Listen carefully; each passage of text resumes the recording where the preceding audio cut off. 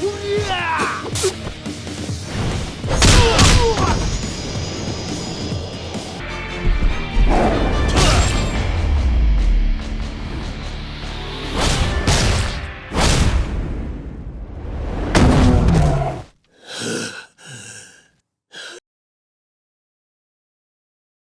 guys, welcome back to Tiger Drop Films. Today we got a bit of a special video. So I beat Like a Dragon Ishin last night, and it was phenomenal. This game I would call a victory lap for Yakuza or Like a Dragon fans. Because really, it was such a pleasure and a treat to see all these old faces return, and some new ones because this is a remake. So yeah, I loved Ishin Kiwami. And yeah, there will be some spoilers for the whole series in this video, and Ishin, just some, nothing major. Like for instance, I loved the Saejima, Mine, and Majima team that Kiru was a part of. It was such a joy to watch. And the fact that we got like 3 Majima fights in this game, ooh, that was incredible. It's like they were making up for the fact that Kiru didn't fight Majima in Yakuza 4, 5, or 6. But yeah, this video isn't really going to be a review. I'm just going to celebrate Ishin Kiwami because it's a great time to be a Yakuza fan right now. Lots of great stuff coming out. And quite frankly, it was nice to play as Kiru again, or should I say Sakamoto Ryoma. The last time we technically played as Kiru was way back in Kiwami 2, back in 2017. Since then we had 2 Judgment games, the Kaito Files, and Yakuza 7. So quite frankly, I think it's about time we play as Kiru again. And we got Gaiden coming out, so I can't wait for that. In Ishin, it was nice to learn about the story and legend of Sakamoto Ryoma. Like, all the captains in this game, the Shinzigumi, were based off of real people. Pretty much everyone is based off of real people in this. So it made me really appreciate the history, and I really want to learn more about it, like on my own. So here's a quick montage of some of my favorite things in this game. So enjoy.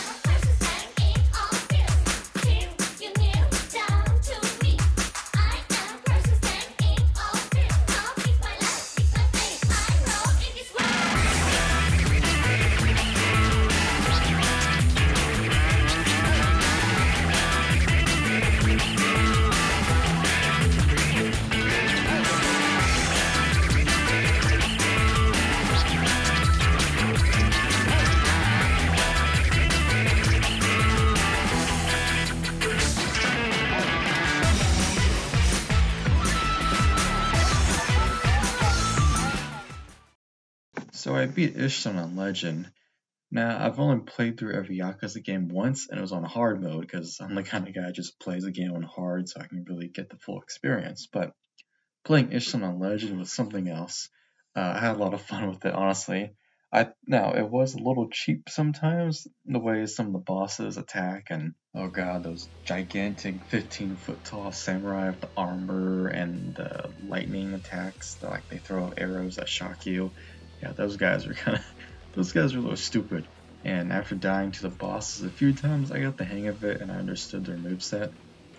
Like the fact that you can earn their katanas once you beat them, that was a cool touch. I think I beat the game of Okida's or Majima's katana once I got it, because it was just so much fun. When it comes to talking about seeing old faces again, I loved hearing their respective themes played again. And from what I heard, the original version of Ishin didn't really bring back too many themes from the respective bosses. Like, apparently the remake actually gave Mine his remix of Fly, and sometimes it's called Soar now, and that was awesome. Saejima got Massive Fire remixed, Akiyama got Effective Fight remixed, and that was just stupendous, really. I loved it. And of course, we all know Ryuji got As a Man, As a Brother remixed. That was awesome. And of course, we got 2 new versions of Receive You that I think were in the original, and it makes me a little sad that I've pretty much heard every version of Receive You now, including the one in Fist of the North Star. But you know, I always look forward to hearing new versions of Receive You, so it's always a treat. Especially 2 in this game, you know? I mean, wow, that's great. I'll be honest, when it comes to Awano, Kuz, and Andre Richardson just having their original themes reprised, no remixes, I was okay with it. I thought Soundstorm was perfectly fine, and Pledge the Demon, I cannot complain about that. And with Vengeance, I mean, I felt like the fact that Kiru never got to fight Awano and Zero, I was okay if the normal version of With Vengeance playing. That's just me though. I saw the original version of Oreo, and I gotta say, I'm glad they recasted her of Yuki. Definitely an upgrade. It was weird seeing Park being so friendly to Kiru or Ryoma, but I think it just shows, you know, her actress is a great voice actress. So I was okay seeing Park return. It was funny that she shared a scene of Majima or Akita. So when it comes to surprise characters, not counting the sub-stories, in the final moments of the game before the credits roll, a certain character reappears. Now, according to what I know, he was in the original Ishin. I won't say it, who the character is in case those that don't know, but he was one of 2 Yakuza characters that I absolutely despise in terms of being like horrible villains. Not that they're bad characters per se, I mean, they are like horrible people, but like they're villains I absolutely hate. One character is from the original Yakuza and the one's from Yakuza 6, but the one that appears in Ishin's from the original Yakuza 1. And, you know, I think you already know who I'm talking about. He has a mole on his head. But, yeah, I did not expect to see him appear, but the way they treated his character was just right, if you know what I mean. But I gotta say, though, with Daigo's character being the Shogun, Tokugawa, I was wondering why his ghost appears in Yakuza 6 through the selfies. Like, of all characters, why him? I get it, he's a shogun and he's important to Sakamoto Ryoma's story, but I feel like in Yakuza 6, I would rather have had like Tachibana's ghost appear. Hell, Tachibana doesn't even appear in this game to my knowledge in Ishin, but I think Makoto appears as a card. Like Oda appears in a flashback in Ishin, which is kind of crazy that they brought him back. In terms of the cards, I really could not complain. Granted, I was playing on Legends, so the cards really helped me out a lot.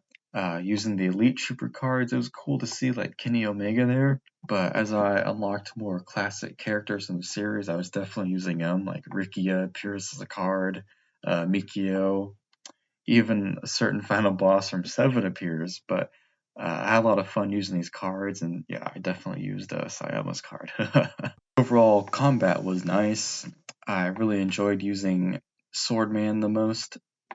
Brawler was pretty underpowered, but I think that's to be expected of all the weapons you've given. Like, for instance, all the firearms in the game were unlimited, like their base form. So I guess they had to compensate to kind of round out all the fighting styles. Wild Dancer is pretty bad at the start, but once I got it upgraded, it was so much fun. Like just slicing and dicing and shooting. Oh yeah.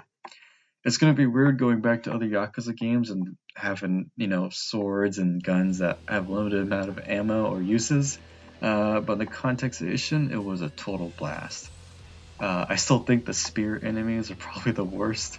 Just their lunge is annoying, and they have that one katana enemy where if you played that one climax battle in Yakuza 4 where you cannot get hit by anyone using katanas, and they're like, you know what I'm talking about, they kind of like hold their katana in their sheath and they just wait until the right moment to strike you.